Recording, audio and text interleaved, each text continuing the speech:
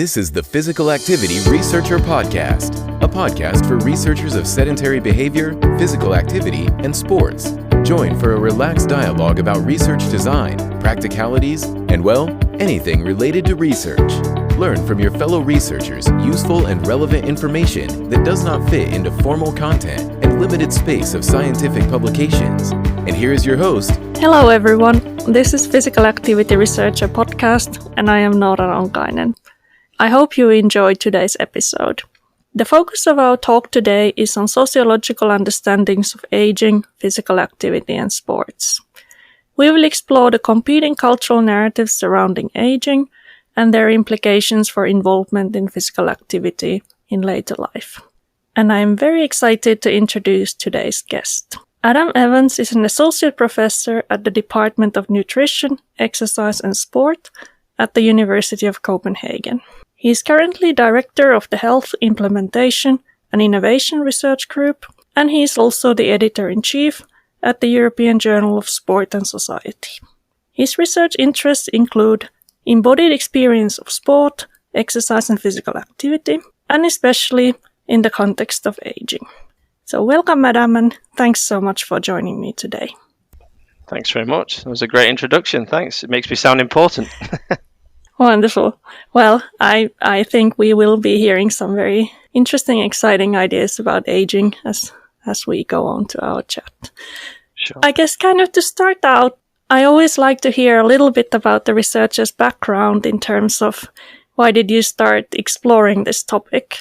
And I think I can say from my part that, aging is not my main focus, but I ended up writing a little bit about aging because when I was researching athletes' careers, aging was something that kind of always came up as an existential challenge and almost as an existential crisis in athletes' lives. So that kind of took me on that path to explore it a bit further. How did it go for you? Why and how did you end up being a aging researcher? Sure, yeah. It's actually a bit similar to yourself, actually, Nora. So I was doing a PhD on a kind of regional swimming intervention. And as an ex-swimmer, swimming was my kind of primary focus.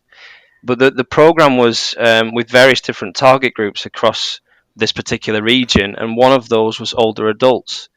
And a lot of the program was going particularly well with that group. And a lot of people were really heavily involved and supportive of the program, was getting some fantastic data. And as part of the ongoing kind of process of doing the PhD, I decided that this was probably where the most fruitful research was going to emerge. And I hadn't set out to deliberately focus on the older adults in the program from the outset, but it was kind of a mixture of a pragmatic decision, but also a kind of realization that a lot of these stories that I was hearing, a lot of the experiences that people were referring to were really, really fascinating. At the time, I was in my early 20s, and I'd not really thought about active aging as, if I had thought about it, it was in a very distant way.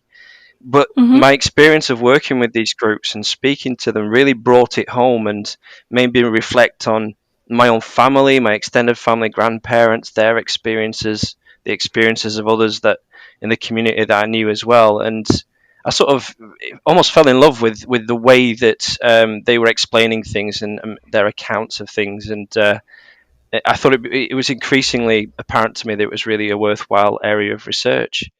And ever since then, one thing leads to the other, and I've ended up doing an awful lot of research with similar groups based on those initial reflections. Yeah, and I think I would love to hear some of those experiences that came up in your research. Maybe we can talk about that a little bit later. For sure. I guess when we start talking about sociology and aging and looking at the literature, one of the first things that kind of comes up that at least here in the Western countries, we've had some very negative stereotypes about aging and very kind of troubling narratives surrounding aging. So maybe we could start exploring that kind of context a little bit as we start out. Absolutely, yeah. I think this is a general kind of perspective a lot of people have on aging, and having taught active aging and understanding the experiences of older adults as they're active to numerous students over the years, I've found that a lot of these perspectives and opinions about older adults, they really do come out more when you're talking about aging than maybe when you're teaching on other areas, say gender or race, ethnicity, and so on. What I've kind of coming at this obliquely about talking about how these negative discourses, if you like, present themselves. Over the years, I've consistently asked, like every group of students that I've taught about this particular area, to describe how they would think about an aging person. And I often get them to draw an aging person. I get them to write keywords about what their perceptions of what it's like to physically age, what it's like to age socially, and also the psychological effects of aging. And invariably, the perspective young people give is quite negative and quite brutal. So when they're drawing an older person, they often draw somebody, with a walking stick and slouched and poor posture, maybe large ears, etc. It might be that they'll focus on poor gait or increasing weakness, sarcopenia, muscle wastage, and those sorts of things. They often think about older people as withdrawing from society in some sort of way, that they're increasingly lonely and isolated. And sometimes you get students talking about psychological effects like lack of sleep, dementia. All of these things are hugely negative, and you get the distinct impression that if I'd have asked about a different group, say for example, describe a particular race to me or describe to me a disabled group, they wouldn't have been so brutal. Um, and of course, all of this is predicated on the idea that I have asked them to describe aging. At no point do I say older person. It's kind of fascinating to see that young people view aging as a problem and as a characteristic of the latter stages of life, as opposed to something that everyone is just doing from the moment that they're born. They often couch it in quite Right. negative terms in all of these different kind of characteristics from physical, psychological, and social as well. And what I tend to find that they're doing is that they're actually confusing, and I think this is very common in science more generally. The difference between just aging, which is just what we do as we go through life from the moment we're born and so on, and then secondary aging, which is an interaction between aging and the onset of disease, and that tends to become more of an issue later in life. Um, and they're conflating these two terms, and I think a lot of us in science do this. Often, people have the best of intentions. They're trying to help older adults, but this perspective, this perception that they are somehow likely to be ill, they're in decline, that they're at risk of isolation, ill health, and ultimately dependency, has its origins in this idea that aging is a problem for the old, and that this is a problematic group of people because they're no longer developing, or they're no longer at the same level as physically or psychologically that they might have been in the past, and that somehow this is a highly negative thing. And what this tends to lead to, I would say, is this narrative of deficit and narrative of decline with older adults, which we see quite often, as you say, across the West, particularly in terms of how older adults are represented, how they're considered as consumers or otherwise, and how their Hmm. contribution to society is often considered as well. Yeah, and when you talk about aging as something that we are all aging all the time, and I think when you look at sports participants, that's a group of people who become aware of the fact that we are aging typically earlier Absolutely. than others. I think this is a key point, Nora, actually, in terms of how we define age and how we define later life. Because it's hugely arbitrary. If we think about chronological age, of course, it doesn't work, both in terms of context. For example, recently I was asked, we were doing a consensus conference on physical activity and aging in Copenhagen, and I was given the unenviable task of trying to define who an older adult was. And of course, I went to the WHO and I looked at general descriptions of how they define older adults, and it was anyone over the age of 55. And of course, when I presented this to my colleagues, many of whom would have been probably at or above that age, they were actually a little bit offended. And they were thinking, well, you can't be old until you've retired, for example. And the retirement age in many of the countries that my colleagues were from was 65, so it had to be at least 65. And of course, they were forgetting that the WHO definition is based on what the retirement age is in Africa or Southern Asia or at different locations around the world.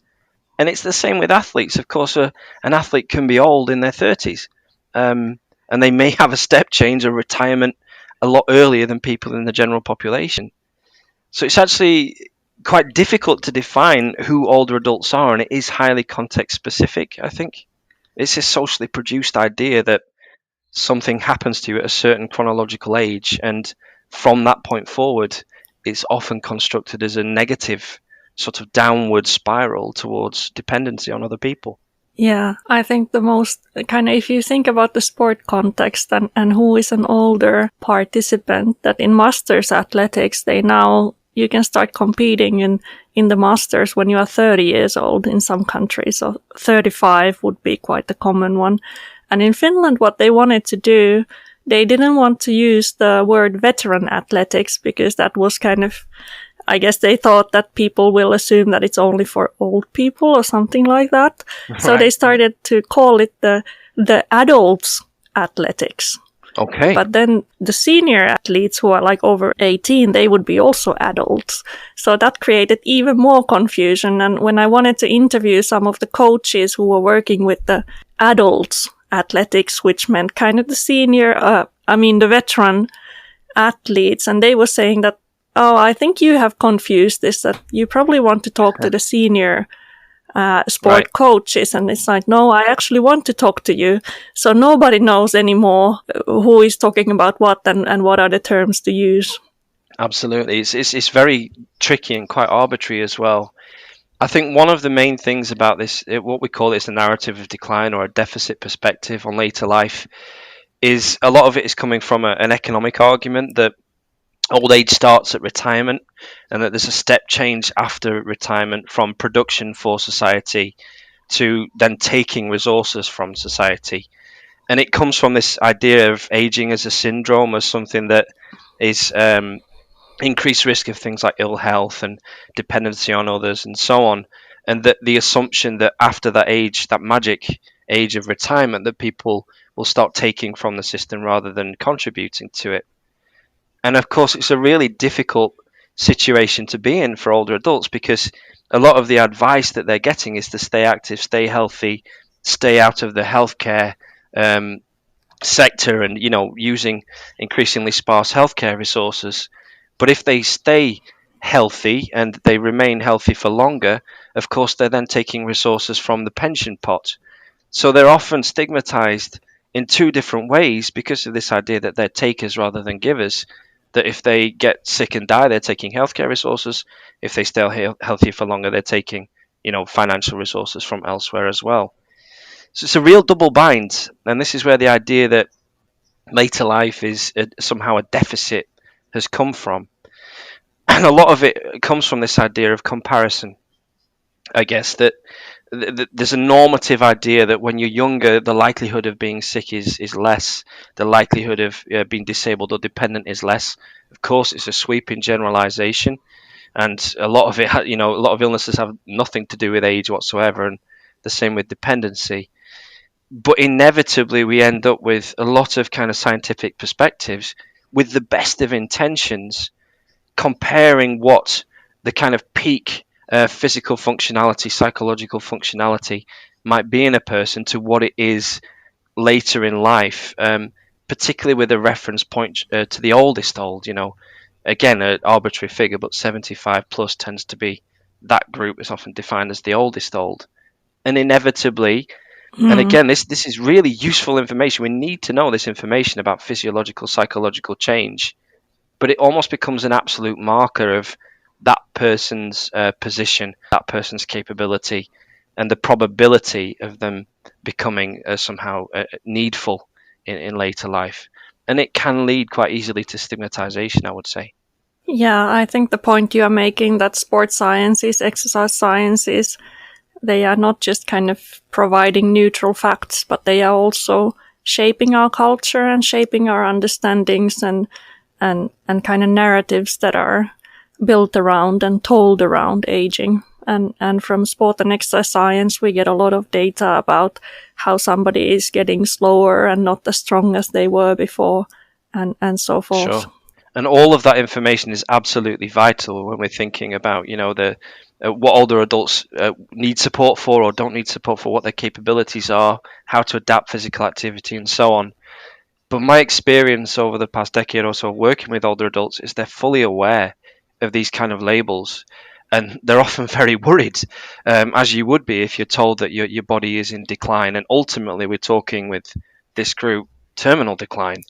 They become fearful of what their capabilities are. And there are a number of studies out there that talk about how older adults often either they're worried about some of the, let's call them, more displeasurable elements of physical activity, you know, pain and DOMS and, you know, being out of breath and so on.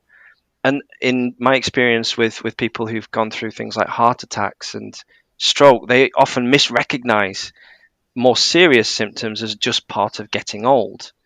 So it can create a lot of confusion and worry amongst older adults to be aware of these sort of negative discourses that are out there about what aging is and how it can potentially, unless you stay active, be a negative cycle downwards, I suppose.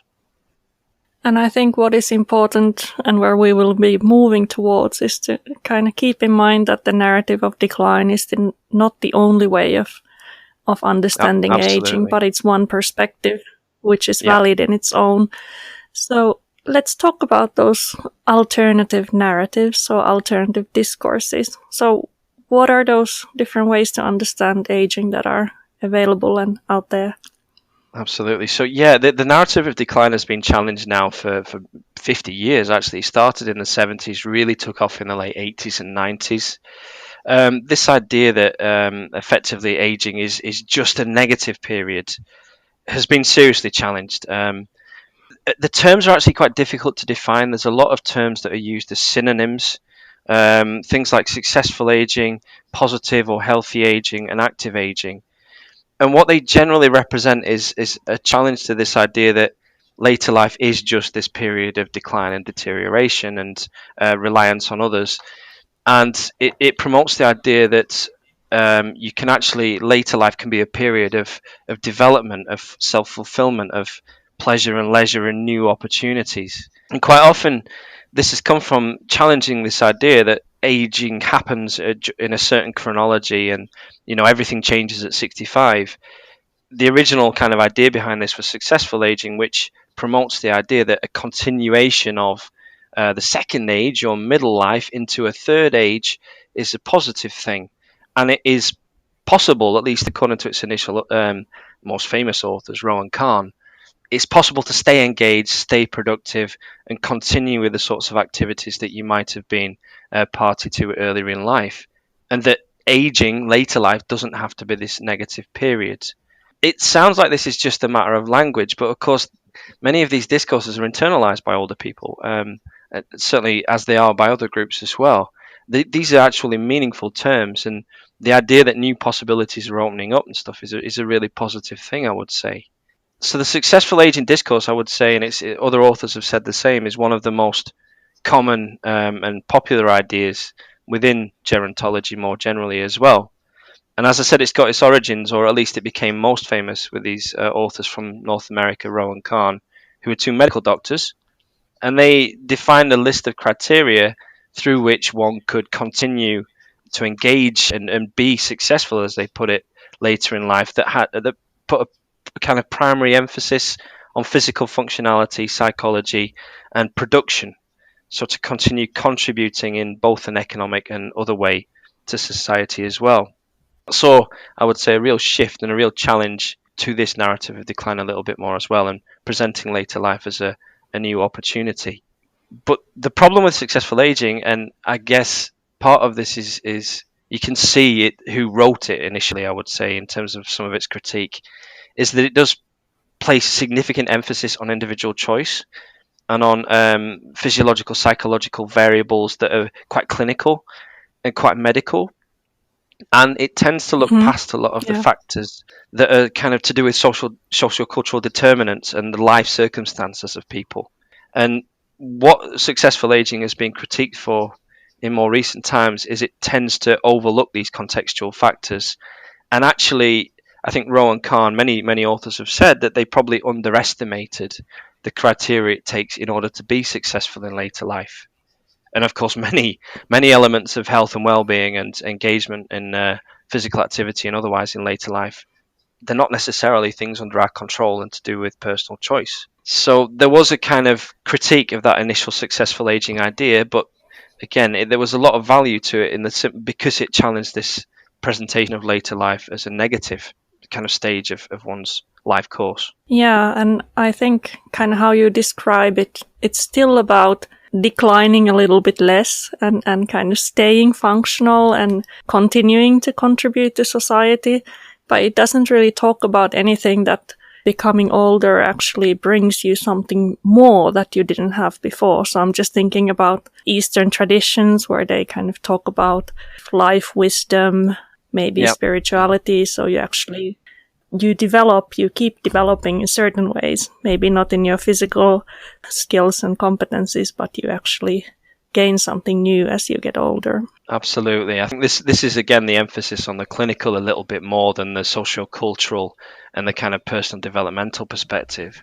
And of course, one of the problems with successful aging is that inevitably you end up with a division of the successful and the unsuccessful. And because of the lack of emphasis on socio-cultural factors, quite often the unsuccessful, or almost, it becomes quite coercive and quite harmful to people who would be defined as unsuccessful, irrespective of what their life choices are. And of course, we know that many elements of health and so on are nothing to do with choice. They're probabilities, they're about luck, they're about life circumstances, access to particular facilities and programs and opportunities that for some are just not possible.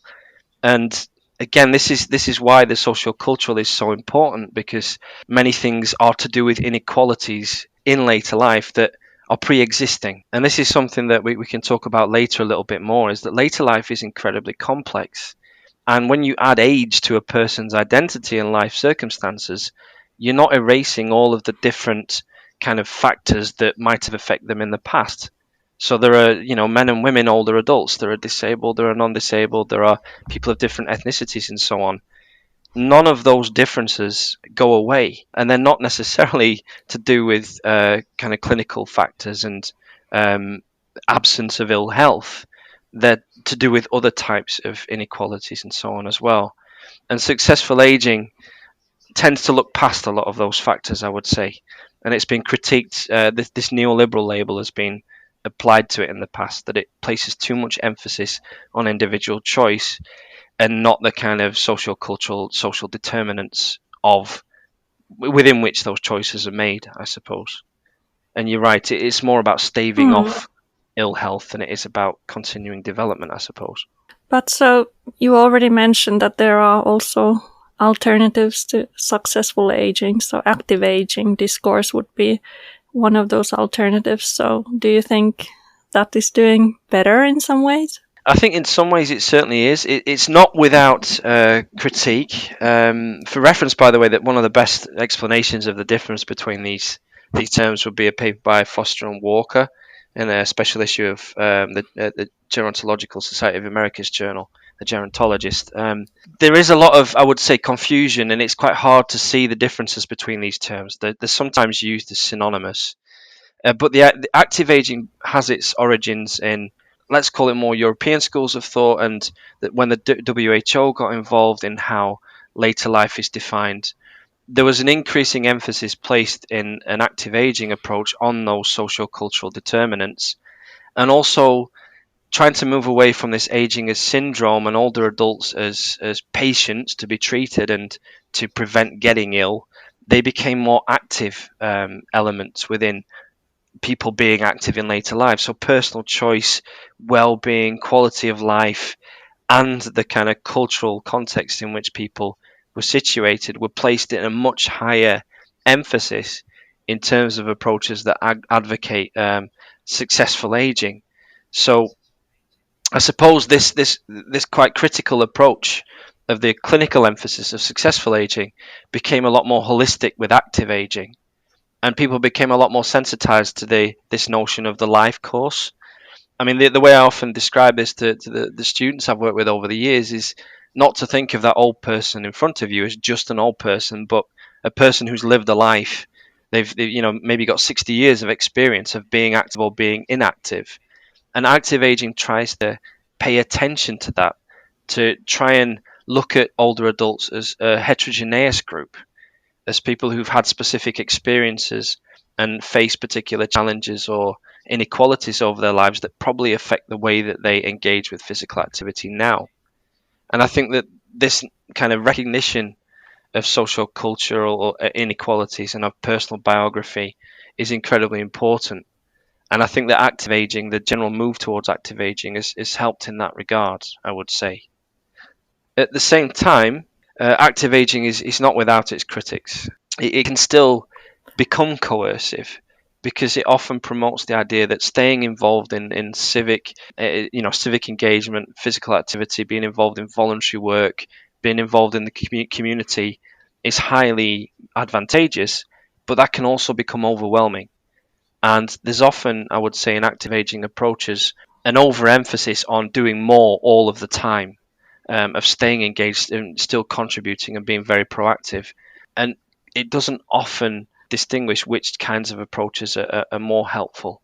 And it doesn't often focus on it can be quite prescriptive sometimes, I would say.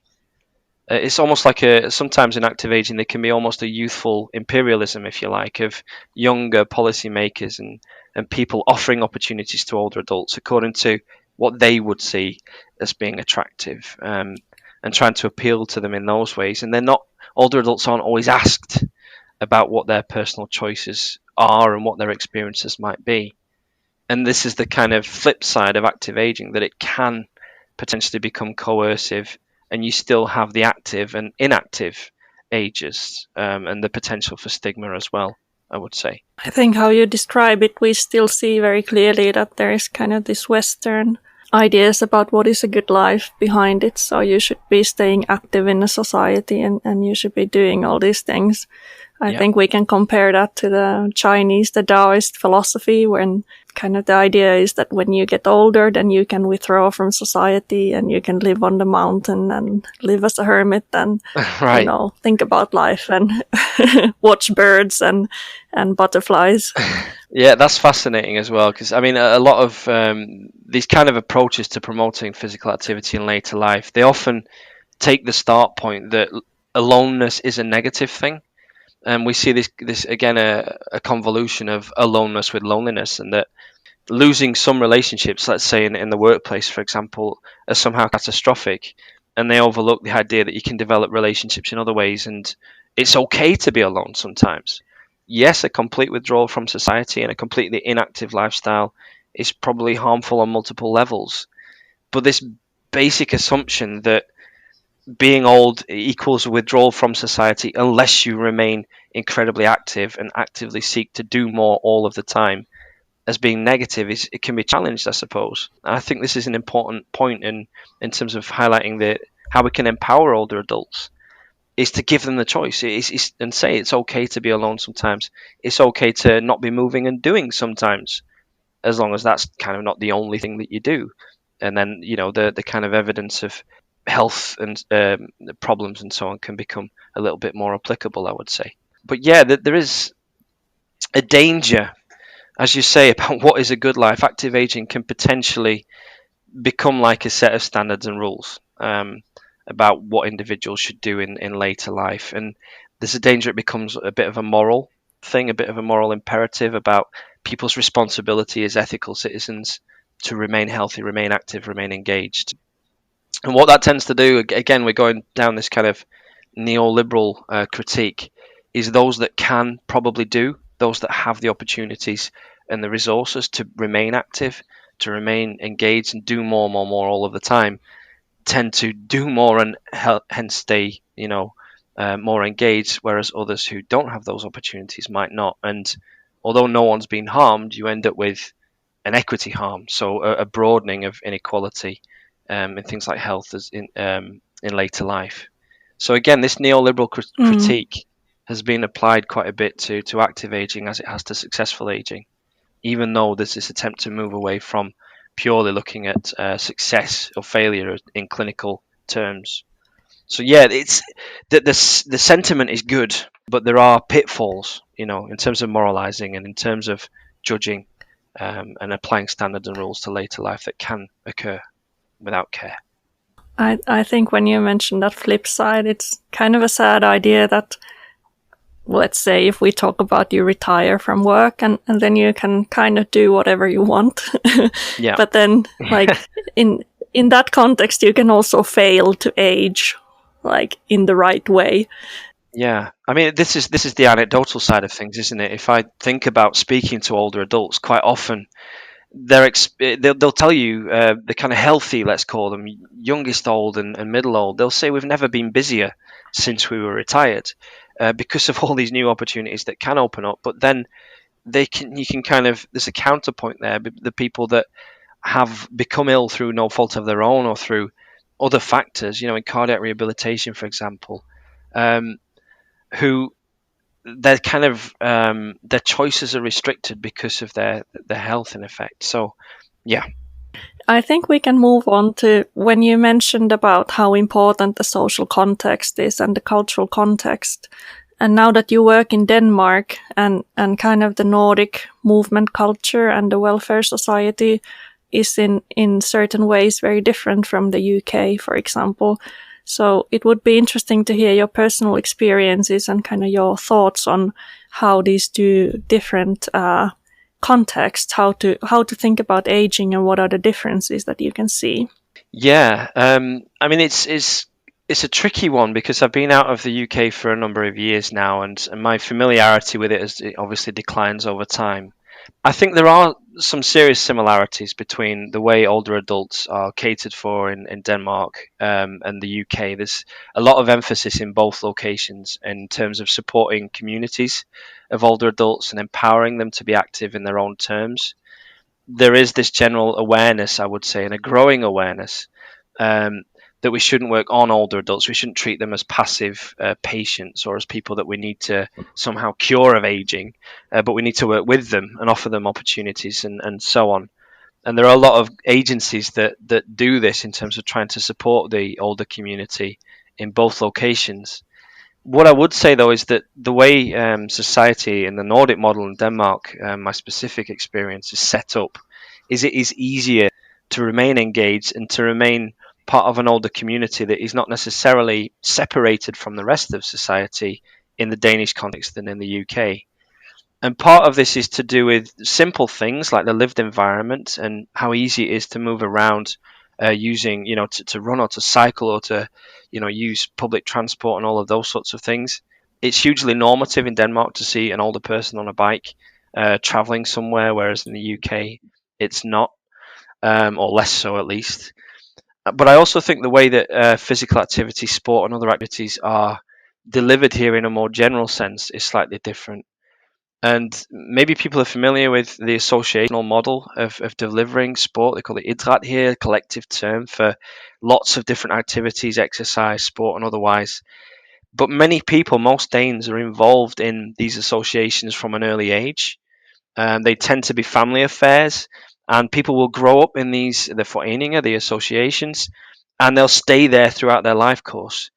And as a result of that, you'll see whole family groups, whole kind of different social strata of Danish society being together and active in similar ways. So the grandparents will be with the kids in these associations, and these become kind of very supportive of the idea of keeping older adults integrated into society. Whereas my experience of the UK is there are often lots of services and programs and opportunities offered for older adults, but they're often given to them on a 65 plus basis, in terms of age, or they're often separated from the mainstream. And the kind of erosion of this, clubs and associations over the years in Britain makes it a little bit harder to have those sorts of environments. So it's probably more normative in Denmark for older adults to firstly be active, but also to remain part of a more kind of holistic society.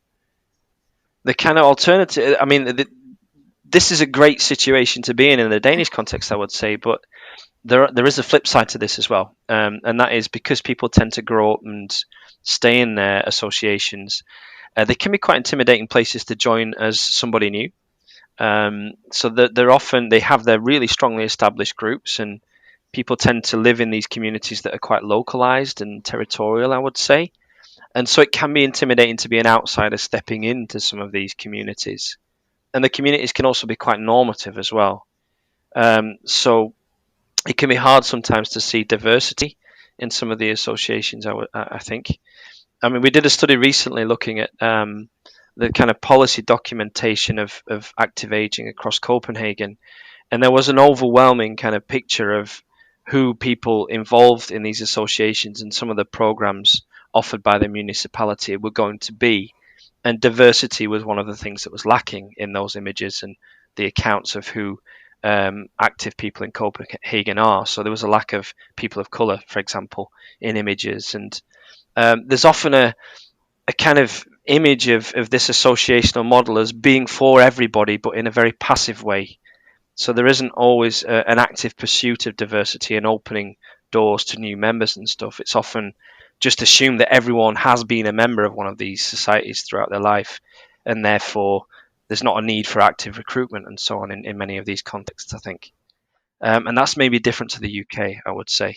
There's maybe more awareness of diversity in some cases there. And have you joined some clubs or associations yourself? Do you know what? I haven't, and this is where my personal experience comes in as a little bit as well as a migrant and someone who's coming to Denmark. So yeah, they are intimidating for me, and I mean, I'm from the UK, and I often do things. I'm a swimmer, and I prefer to just get in and swim. I don't need to be in a group to do those sorts of things. So there might be an element of personal choice as well. But it is difficult to know. I don't have the habitus to go into one of these associations and understand the etiquette, understand the way things work very easily, and it can be quite intimidating. I would say. I think so. Yeah, I remember when I went to Denmark for my PhD studies in 2011. So I was in Aarhus, and I joined the athletics club right away. And I guess what you say about diversity is that, well, I didn't speak any Danish in the beginning, so it was a little bit difficult to even find the information and when they train and who to contact. Yeah. And so, yeah, but I just showed up. But I think the point is that they kind of, everybody's welcome, but you have to have the means to find them. So, yeah. Exactly. And I think you almost have to behave yourself. You have to understand the community. They can be there's a lot of assumptions and implicit rules that everyone kind of just knows because they've been there for so long. It can be quite tricky for new members or new people, certainly casual participants to get involved in. I think many of these associations require an element of commitment. And I actually think we've studied provision of activities for older adults in Denmark and Copenhagen more specifically, and that model's actually transferred over to the older community more generally. There are a lot of the activity centres and places where older communities are expected to go if they're not necessarily as active in their associations anymore, but it uses the same model. You have to sign up for a membership, for example, with a small fee. And there's hugely democratic processes within these organizations, which, is very positive in many ways. Many of the older members are invited to become members of councils and boards and to vote on what sorts of activities are offered and to give them a voice in terms of provision of things like physical activity. But at the same time, this community element, it kind of reproduces homogeneity in many respects.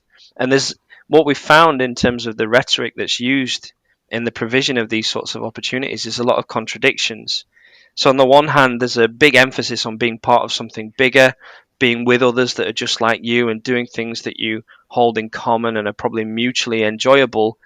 And then there's a kind of message that you can do what you want in these locations, and this can be a place to find meaning for yourself.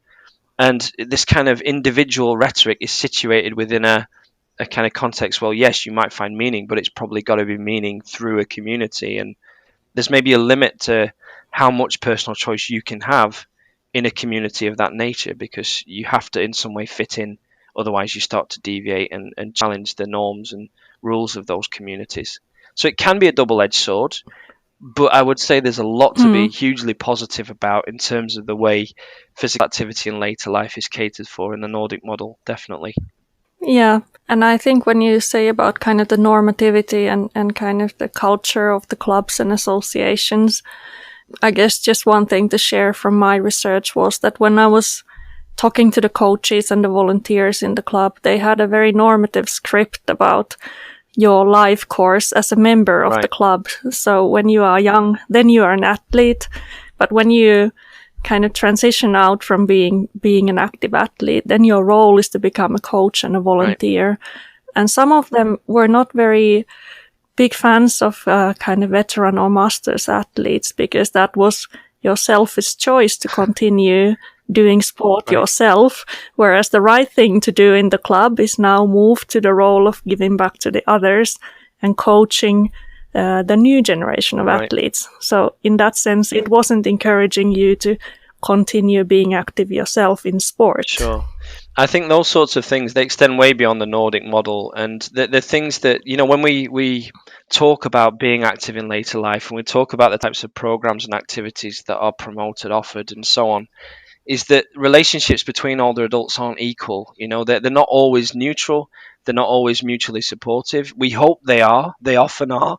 Many older adults have kind of shared experiences and so on, and things that they can support each other with. But equally, just as in any kind of sport, those relationships can be about dominating or about kind of setting the agenda in a particular location, potentially even exploiting others or at least competing with them.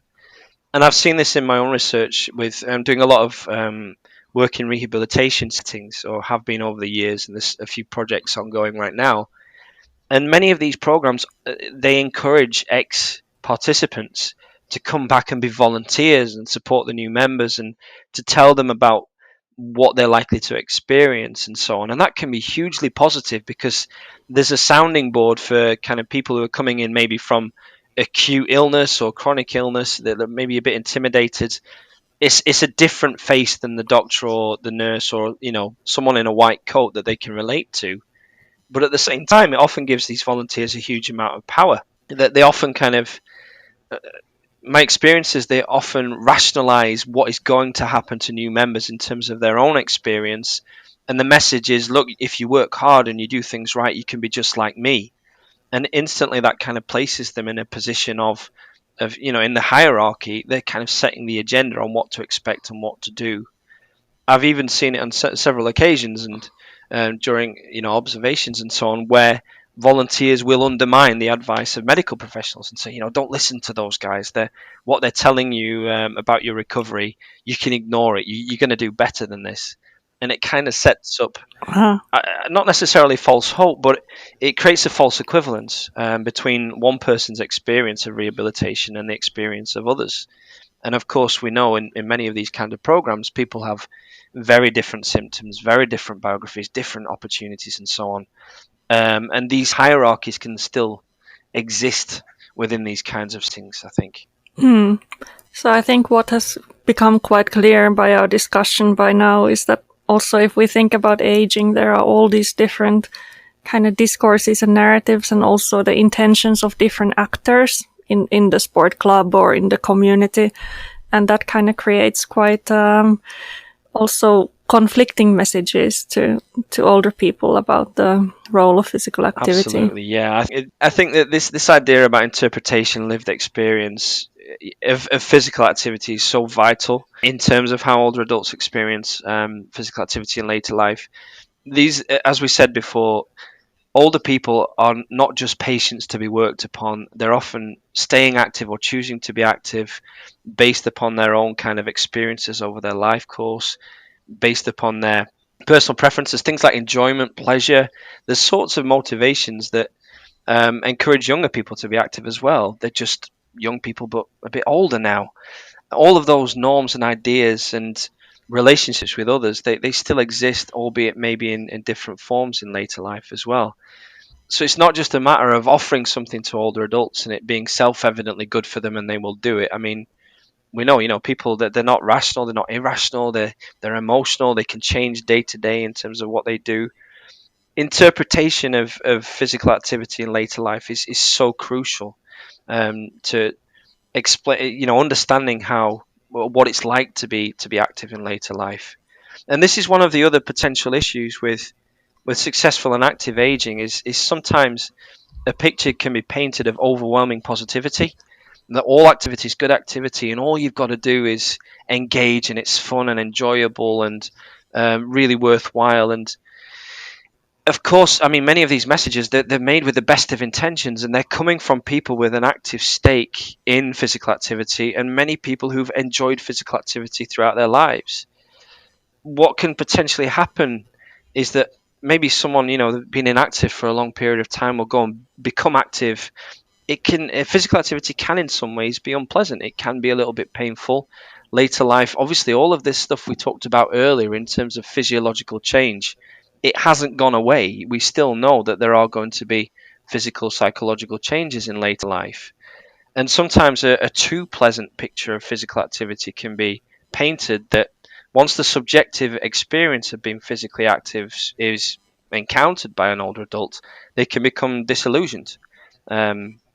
With what physical activity is. Again, my research is focused on some of these embodied elements of physical activity in later life, and older adults still tell you about how different it feels and how their bones now grind or their muscles pull, or maybe I talked about cardiac rehabilitation before.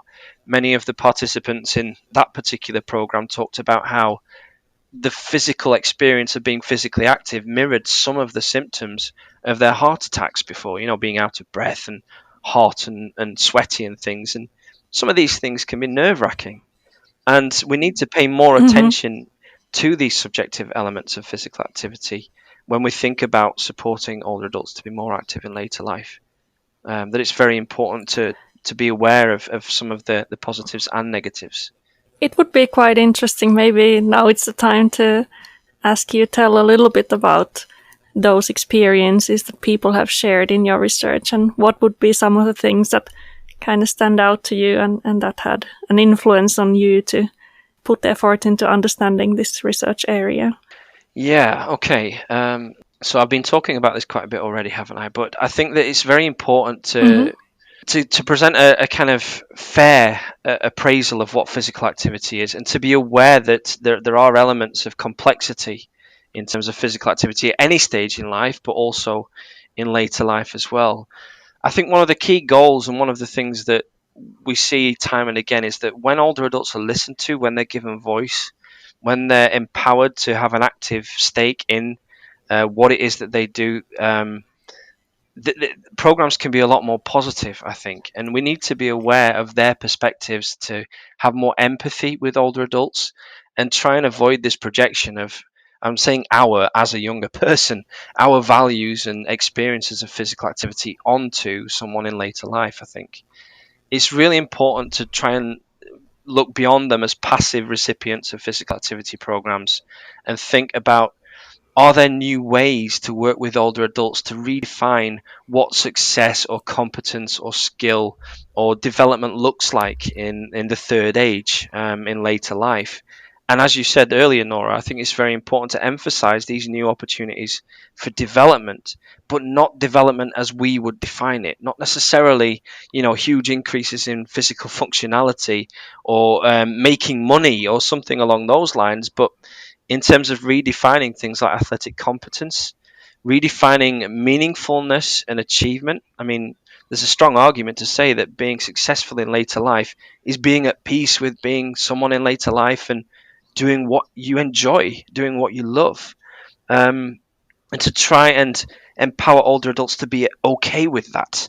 And I'm sure many older adults are, and it's part of our kind of this youthful imperialist idea that older adults are somehow lonely and in decline and so on, that makes us look past some of these positive elements of later life sometimes in physical activity. So I certainly think that's something we can do a lot better. And I think there's a number of different elements to do with how active aging could be better as well that come to the fore. So we spoke about some of the strengths of the Nordic model, for example, in terms of not isolating older adults and offering services specifically, in isolation to people in later life and excluding their families or younger people. I think this more integrated approach to promoting physical activity in later life with older adults is much needed, and that goes. It applies equally to the youngest old as well. People who aren't at that retirement age, but maybe later in their careers, they're 55 plus, as we said before. Making that transition is not an instantaneous thing, but something that you're thinking about for a longer period. And I suppose what we're talking about here is trying to avoid either discursive or literal marginalization of older adults in terms of some of the programs that are offered. Now, obviously, there's a limit to some of this. Some of this might sound quite idealistic, and I think there's nothing wrong with dependency later in life if that's the situation someone finds themselves in. Um, but I think that the danger of this aging syndrome approach is that we end up placing the risk of ill health in later life on a par with actual ill health in later life. And I think a distinction needs to be made in terms of how integrated we keep active aging with our general kind of models of physical activity promotion. And I think you already kind of talked about a few things that you would like to be seeing that happens in this field, but maybe I'll ask again that what would be the things that, what are the ideas that you are most excited about in aging research, and what are some of the things that you are working on at the moment or you would hope to be working on in this area in the future? Yeah, so I mean, there's a lot of good research in terms of physical activity and aging that's coming out at the moment. So there are a number of studies that are beginning to look more at the kind of the emotionality, embodied experiences of pleasure, positivity in physical activity. I think there's not been enough of an emphasis on those sorts of elements in the past. I mean, there's a tendency when we frame the so-called problem of aging, we often first frame it in terms of if you're not active, these bad things will happen. But there's a strong argument, and there's increasing research that places pleasure at the forefront and says that this is not necessarily just about staving off decline at all. It's about doing something for enjoyment. And there are a number of groups, Cassie Phoenix, Summit Durham, Emmanuel Toole, and others, who are starting to look at the pleasurable elements of physical activity in later life as an end in itself, rather than as a functional tool to try and somehow stave off decline later. I think that's very, very positive. Some of this work is particularly positive because it looks at that positivity not as a thing that is experienced in isolation by older adults, but also the effects of those narratives on younger people as well. A great paper that Cassie did, I think it was with Noreen Orr, springs to mind, where the narratives of older men who were weightlifters were presented to younger men, and they changed their perspectives on what later life was and stopped kind of sympathizing with the older men and looking at them as somehow weaker and in decline, and started to kind of envisage that is what I want to be when I'm that age, and starting to empathize a little bit more with people in that situation. So there's a lot of good stuff that is moving towards this more positive, embodied and subjective accounts of physical activity in later life. In terms of my own research, I have several projects going on at the moment that are focusing on emotionality as well, but in slightly different contexts. So as I mentioned, currently a couple of projects going on in rehabilitation, one in spinal cord rehab, the other one in cardiac rehabilitation. Again, trying to understand these subjective experiences. Some of these experiences in those contexts, though, of course, are tempered by a balance of positivity and negativity. And I think that we did some work recently in swimming on kind of competitive swimmers, but the argument kind of applies to older adults as well, in terms of how we understand some of the more negative elements of physical activity, like pain. So pain can be good. It can be about fatigue, development, the kind of good pain you get after a good workout in your muscles, but it can be bad pain if it relates to injury or illness and so on. So I'm interested in how older adults experience those sorts of elements of physical activity as well, both in the rehab setting and also in different kind of formats of physical activity. So there's a big emphasis in Denmark and at my institution on team sports, for example, and how that sort of interplay of togetherness versus kind of personal fulfillment through physical activity might be borne out as well. Those are all very exciting directions, so I look forward to reading the research that you will produce in the future. I think we will start wrapping up, so it would be really nice if you can put like a couple of closing comments or take-home messages for our listeners today. Okay. I think one of the key things is that part of this sociological critique of the narrative of decline is it could be misunderstood. So it's not a destructive critique. And one of the experiences we had at the Consensus Conference, so to set the scene, we were involved with multiple different groups of experts from across Europe and North America, some physiologists, some people in neuroscience, psychologists, and the social sciences as well. And what we found is we have a lot more in common than divides us. And often this sociological critique of how we frame aging might appear negative, but it's more about just being careful about how you define age and the problem of aging in relation to physical activity. So I think many of colleagues from different subdisciplines found it positive that we brought these ideas to their attention. And this awareness of culture, I think, is something that we need to think about as scientists more generally. This awareness that our words probably mean more to the communities that we're working with than they might to the scientific community. And to kind of this balance between staving off decline, sure, that's important, but also emphasizing the potential positives of later life and being active in later life are very important. And I think that this awareness of the cultural context in which our work occurs is very, very important in terms of thinking about how many people again across society, but also in later life, they're not necessarily inactive because of any sort of personal flaw or unwillingness to be inactive. It's probably as much to do with the social cultural context and determinants that they exist in about what opportunities exist for them and their possibilities to take those opportunities. And I think if we become aware of these kinds of contexts, then we're aware of older adults as, people with a life course, as not just an older adult, but a sentient person with feelings, experiences, subject to other kinds of inequalities as well. We open up opportunities to empower those older adults to define for themselves, not just have defined for them what it means to live a good later life. And I think that empowerment is incredibly important. Not just thinking them as passive, but as active people involved in not only taking part, but design and delivery of programs as well, I think is important. Thank you for this inspirational discussion, Adam. No problem, Nora. Thanks for joining us this week on Physical Activity Researcher Podcast. If you like the show, make sure you never miss an episode by subscribing or following the show on Twitter. This podcast is made possible by listeners like you. Thank you for your support. If you found value in the show, we would really appreciate a rating on Apple Podcasts or whichever app you're using. Or if you would, in a real old school way, simply tell a friend about the show. It would be a great help for us.